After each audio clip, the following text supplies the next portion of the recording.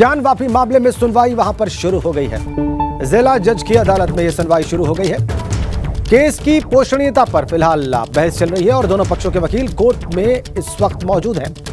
मामले में आज फैसला भी सुरक्षित रखा जा सकता है। मतलब यह कि आज दोनों पक्षों के आर्गुमेंट्स पूरे हो सकते हैं और कोर्ट अपना फैसला सुरक्षित रख सकता है। बहरहाल आज वहां पर अभी क्या हो रहा है ये बताने के लिए, अपडेट हमें देने के लिए नीतीश पांडे इस वक्त हमारे संवाददाता वहां से जुड़ गए हैं। नीतीश, कितनी देर हुई सुनवाई शुरू हुए और आज क्या हो रहा है? राजन जी, अगर सुनवाई शुरू होने का वक्त बताएं तो लगभग 15 मिनट से ये सुनवाई चल रही है और अभी जो मुस्लिम पक्ष है वो अभी 15 से 20 मिनट अपनी दलीलें और रखेगा। इसके बाद हिंदू पक्ष को वक्त दिया जाएगा। हिंदू पक्ष भी आज ही अपनी दलीलें रखेगा और संभावना है कि आज मुस्लिम पक्ष की आधे घंटे की थोड़ी से ज्यादा की जो दलीलें हैं और उसके बाद हिंदू पक्ष की दलीलें सुनने के बाद जो जिला जज है वो इस फैसले को सुरक्षित रख सकते हैं। आपको बता दें कि दिल्ली हाईकोर्ट के आदेश के बाद इसके डे बाय डे सुनवाई शुरू हुई और सुनवाई शुरू होने के बाद बीच में मुस्लिम पक्ष के जो मुख्य अधिवक्ता है उनका निधन हुआ। निधन के बाद मुस्लिम पक्ष अपने नए अधिवक्ता को लेकर आया। एक अधिवक्ता ने उसमें अपना नाम पीछे ले लिया, वापस ले लिया और अब मुस्लिम पक्ष अपनी दलीलें रख रहा है। कल ये दलीलें पूरी हो सकती थी, लेकिन इस पूरी दलील में मुस्लिम पक्ष ने आधे घंटे का और वक्त मांगा, कहा कि हमें आधे घंटे और दीजिए ताकि हम अपनी दलीलों को पूरी तरह से रख सके। वही हिंदू पक्ष ये कह रहा है कि पुराने जो आधार है, पुराने कुछ ऐसे आधार जो सिर्फ और सिर्फ वक्त जाया करने के लिहाज से रखा जा रहा है, उन दलीलों को मुस्लिम पक्ष रख रहा है। अब देखना ये होगा कि हिंदू पक्ष अपनी दलीलों में क्या कहता है, क्योंकि मुस्लिम पक्ष ने अपनी दलीलों में औरंगजेब का नाम सामने लाया है। मुस्लिम पक्ष का ये कहना था कि औरंगजेब उस वक्त का बादशाह था, इसलिए जो ज्ञान वापी मस्जिद है वो उसकी संपत्ति हो सकती है, वक्त की संपत्ति हो सकती है। लेकिन ठीक है नीतीश, आगे आपसे अपडेट हम लेते रहेंगे। फिलहाल के लिए बहुत शुक्रिया आपका।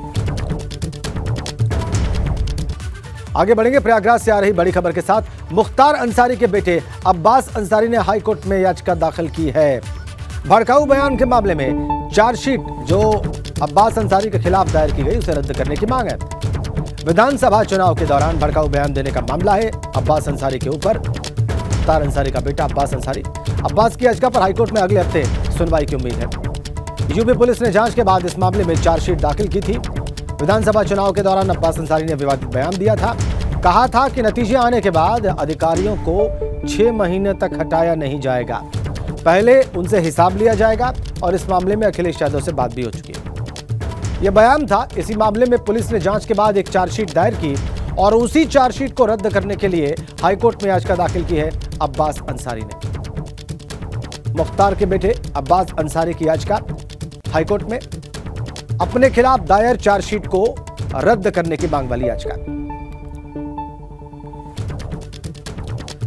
अब तस्वीरें में फिलहाल रायबरेली से मिल रही हैं। मुख्यमंत्री योगी आदित्यनाथ वहां पर पहुंच चुके हैं। ये देखिए आप लाइव फुटेज, रायबरेली की तस्वीरें और एमएलए अदिति सिंह को भी आप देख सकते हैं। तो रायबरेली की तस्वीरें, मुख्यमंत्री योगी आदित्यनाथ वहां पर पहुंच चुके हैं और वो शिलापट्ट का अनावरण करने वाले हैं। और आप वहां पर नेताओं को देख सकते हैं भारतीय जनता पार्टी के। भाव समर्पण समारोह जिसके लिए पहुंच चुके हैं मुख्यमंत्री योगी आदित्यनाथ। तस्वीरें लाइव रायबरेली से आपकी स्क्रीन पर। इसीलिए इस तरीके से खुद मुख्यमंत्री, हमारे संवाददाता अनुभव शुक्ला वहां पर मौजूद हैं, वो हमें और ज्यादा जानकारी देंगे और देखते हैं अनुभव क्या कह रहे हैं।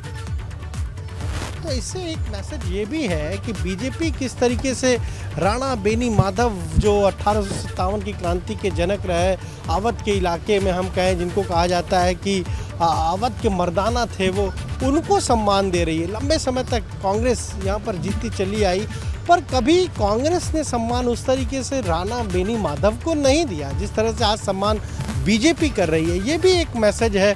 देखिए राज्य मंत्री हैं दिनेश प्रताप सिंह, वो भी जा रहे हैं कार्यक्रम में शामिल होने के लिए और यहाँ आप देखिए निकल रहे हैं। तो इसके बाद जिस तरह से पूरा कार्यक्रम आज रखा गया है, कोशिश यही है बीजेपी की कि जो उसका लक्ष्य है 2024 को लेकर। अदिति सिंह भी हमारे साथ। अदिति जी देखिए अभी ये कार्यक्रम में जाने के लिए फिलहाल यहाँ से निकल रहे। दिनेश जी एक बड़ा कार्यक्रम हुआ है ये? बहुत अच्छा कार्यक्रम हुआ है। धन्यवाद देता हूँ। देखिए यहाँ पर दिनेश प्रताप सिंह निकल रहे हैं क्योंकि आगे मुख्यमंत्री का एक और कार्यक्रम है और वहाँ पर सभी को जाना है। पर इसके जरिए 2024 पर बीजेपी की निगाहें हैं। किस तरीके से रायबरेली में जो कांग्रेस का गढ़ माना जाता है, 2019 में जहाँ सोनिया गांधी जीती, उस सीट पर भी कैसे विजय हासिल की जाए, एक ये भी कहीं ना कहीं बीजेपी की रणनीति का ही हिस्सा है। हालांकि लगातार आप देखिए बलिया मुख्यमंत्री गए तो वहाँ चित्तू पांडे की प्रतिमा जो थी उसका उन्होंने अनावरण किया, फिर लखनऊ में कल्याण सिंह की मूर्ति का अनावरण किया और आज रायबरेली पहुँचे हैं। तो जो हम कहें कि बड़े 1857 के क्रांति के जनक रहे और जिनको अवध केसरी भी कहा जाता है, राणा बेनी माधव, उनकी प्रतिमा पर उन्होंने माल्यार्पण किया है।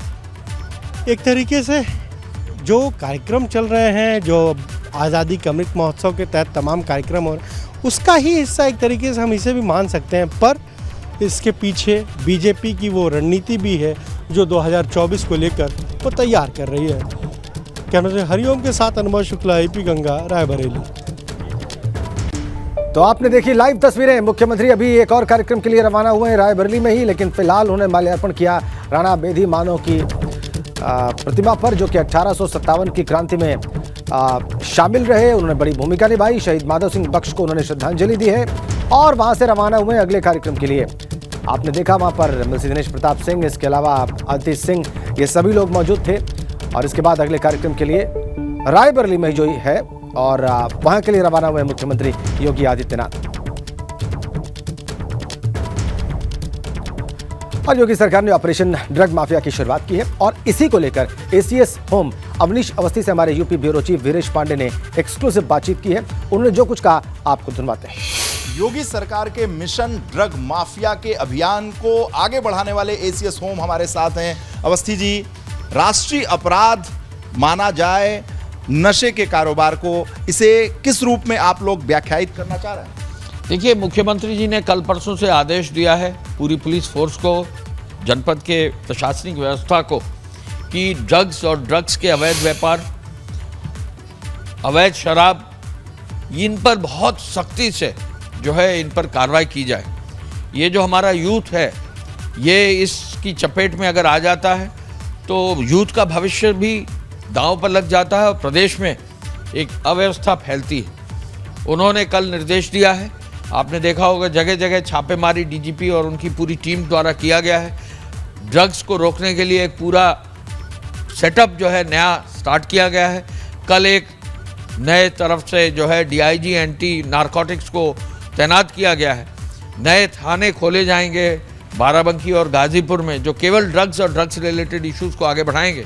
और कोशिश यह है कि अगले 7 दिन में हर जिले के जिलाधिकारी, वहाँ के पुलिस अधीक्षक, सीबी थानेवार समीक्षा करते हुए ऐसे संदिग्ध व्यक्तियों पर छापेमारी करें, कार्रवाई करें।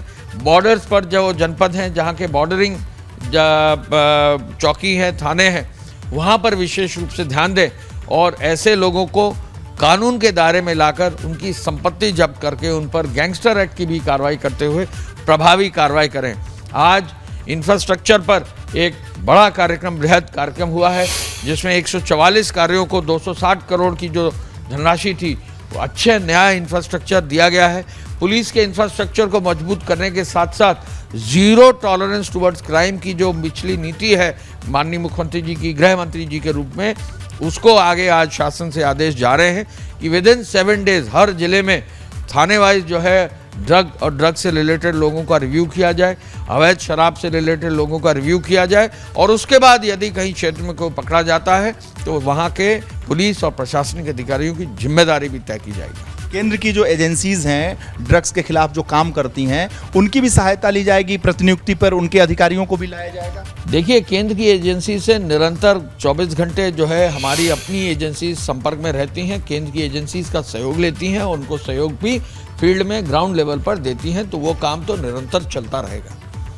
नशे के सौदागरों की अब खैर नहीं है, ऐसा कहना है एसीएस होम अवनीश अवस्थी का, क्योंकि मुख्यमंत्री इस पूरे मामले को लेकर बेहद संजीदा हैं और उनके जो अधिकारी हैं वो भी बेहद अलर्ट हैं। कैमरामैन मेहदी हसन के साथ वीरेश पांडे, लखनऊ।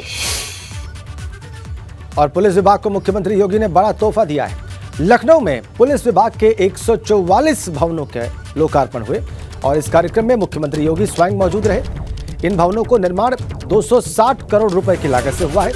कार्यक्रम के दौरान सीएम योगी ने कहा कि भवनों के मिलने से पुलिस कर्मियों के जर्जर मकान में रहने की समस्या दूर हुई। उन्होंने ये भी कहा कि पहले उत्तर प्रदेश में असुरक्षा का माहौल था, अपराधी बेखौफ थे, मगर अब उत्तर प्रदेश अपराधियों की कोई जगह यहां पर नहीं है। अब व्यापारी उत्तर प्रदेश में निवेश करना चाहते हैं। जो कार्य हुए, जिस फील्ड में हम लोगों ने कार्य किया और जिस तत्परता के साथ हम लोग लेकर के आए, जिस जवाबदेही के साथ एक टीम वर्क काम किया, आज उसका परिणाम है कि उत्तर प्रदेश की कानून व्यवस्था देश के लिए एक नजीर बनी हुई है। प्रदेश निवेश के सबसे अच्छे गंतव्य के रूप में उभरा। जिस प्रदेश में कोई आना नहीं चाहता था, जो पहले से निवेश किए हुए थे, वह उद्यमी, वह व्यापारी यहां से पलायन कर रहा था, उस उत्तर प्रदेश में देखते ही देखते 4 लाख करोड़ रुपए से अधिक का निवेश हो जाए, ये अपने आप में एक नया मॉडल था। और आज मैं कह सकता हूं, देश और दुनिया का कोई ऐसा उद्यमी नहीं जो उत्तर प्रदेश के अंदर निवेश न करना चाहता है और व्यक्ति चाहता है उत्तर प्रदेश में निवेश होना चाहिए। कानपुर नगर निगम के एक फैसले पर इन दिनों जमकर सियासत हो रही है। नगर निगम कार्यकारिणी की बैठक में महापौर प्रमिला पांडे और नगर आयुक्त ने नाना राव पार्क में एंट्री पर शुल्क लगाने का फैसला किया है और इस पर कार्यकारिणी की बैठक में समाजवादी पार्टी के पार्षदों ने अपना विरोध जाहिर किया था और अब क्षेत्रीय समाजवादी पार्टी के विधायक अमिताभ वाजपेयी ने इसके खिलाफ मोर्चा खोल दिया है। पार्क में एंट्री फीस को लेकर समाजवादी पार्टी विधायक का धरना प्रदर्शन, तस्वीरें आपकी स्क्रीन पर। नाना राव पार्क में अब नगर निगम ने फैसला लिया है कि यहाँ आने वाले मॉर्निंग वॉकर से और जो भी व्यक्ति यहाँ पर आएगा उससे शुल्क लिया जाएगा। अब ये सियासत का एक बड़ा मुद्दा बन गया है क्योंकि भारतीय जनता पार्टी की काबिज है सरकार, ये कहा जाए कि नगर निगम में, और भारतीय जनता पार्टी की मेयर और नगर निगम ने ये फैसला लिया है, लेकिन समाजवादी पार्टी ने इसका खुला विरोध कर दिया है। अमिताभ वाजपेयी विधायक समाजवादी पार्टी हमारे साथ हैं, उनसे बात कर लेते हैं। अमिताभ जी, आज धरना देने आ गए? अब मजबूरी हो गई। ये जो सरकार भारतीय जनता पार्टी की है, ये खाने पे टैक्स लगा दिया था, पहनने पे टैक्स लगा दिया था, मरने कफन पे टैक्स लगा दिया, दूध दही पे टैक्स लगा दिया, आटा चावल पे टैक्स लगा दिया और बताइए सांसों पे भी टैक्स लगा दिया। यदि कोई पार्क में ऑक्सीजन लेने आता है तो उस पर भी टैक्स। तो हम लोगों ने इसका पहले भी अधिकारियों से बता दिया था कि इस तरह की एक्टिविटी मत करना, हम लोग इसका विरोध करेंगे। मैं इस क्षेत्र का विधायक भी हूँ, मेरी नैतिक जिम्मेदारी भी है। हमने इनसे आगाह किया था इस तरह की कार्रवाई मत करना, हम विरोध करेंगे। लेकिन हठधर्मिता, अधिकारियों की हठधर्मिता, भारतीय जनता पार्टी की ट्रिपल इंजन है, यहाँ तो डबल भी नहीं है, ट्रिपल इंजन है, उनकी हठधर्मिता वो नहीं माने तो हम लोगों ने इसका विरोध करने का फैसला किया है। आज उन्होंने 2 घंटे का धरना देके और पार्क का राउंड लेकर के विरोध भी किया है और पार्क के अंदर जो काम हुए हैं उनकी गुणवत्ता भी देखी है। वही मैं आ रहा था कि मेयर कह रही हैं कि सुंदरीकरण के काम 9 करोड़ से ज्यादा के कराए गए हैं, इसलिए थोड़ा शुल्क वसूला जाएगा। मैं जैसे जेड स्क्वायर एक मॉल है पास में, आप उसमें अगर घूमने जाते हैं, यहाँ से शुल्क लेता है क्या कोई? वो तो प्राइवेट मॉल है, घूमने का पैसा तो वो भी नहीं लेता। एसी में घूमते हैं आप 3 घंटा, कोई पैसा नहीं लेता, सामान खरीदने का पैसा लेता है। यदि पार्क के अंदर कोई सुविधा दे, मान ली साइकिलिंग दे, तो साइकिल का शुल्क ले लें। लगाई तो है, जिम भी तो लगाई है। जिम का तो मेंटेनेंस होना चाहिए था। जिम का जो बजट में मेंटेनेंस ऑलरेडी है और जिम मेंटेन नहीं है। कानपुर से कैमरामैन पंकज निगम के साथ रतीश त्रिवेदी, एबीपी गंगा।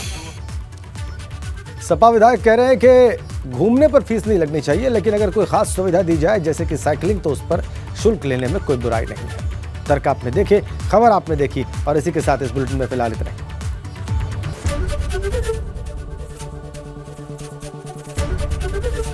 एबीपी गंगा, खबर आपकी, जुबान आपकी।